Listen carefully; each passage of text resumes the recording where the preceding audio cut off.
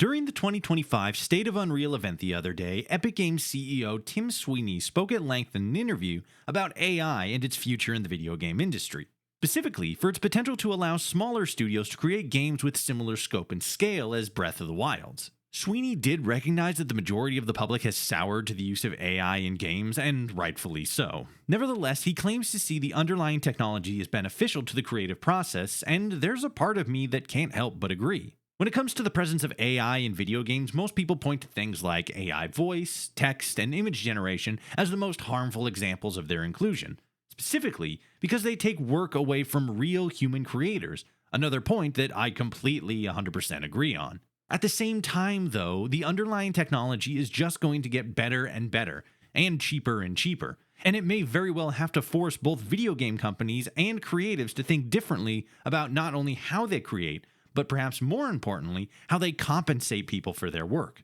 Ironically, voice work I think may be the easiest solution. Instead of hiring voice actors to read specific lines and play specific characters, they can be hired to speak and provide voice and speech pattern samples for different kinds of characters and different types of personalities. And then that data can be used to create multiple different specific kinds of NPCs that can then generate responsive dialogue prompts. Story and art, I think, are going to be the hardest things to implement in a believable and respectful manner. As the general audience has become more and more suspicious of AI's presence in media, they've become more hyper-analytic of both story structure as well as artistic detail.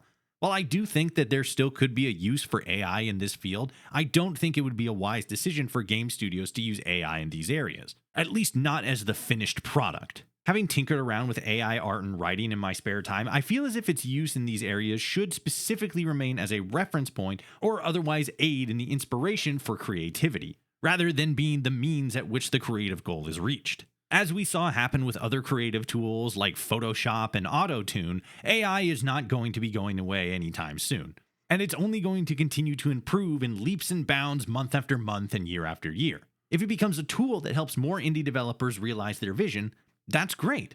But the ethical use of AI, as well as its appropriate and respectful reshaping of the video game industry, has to be a cornerstone of how we utilize this new technology going forward.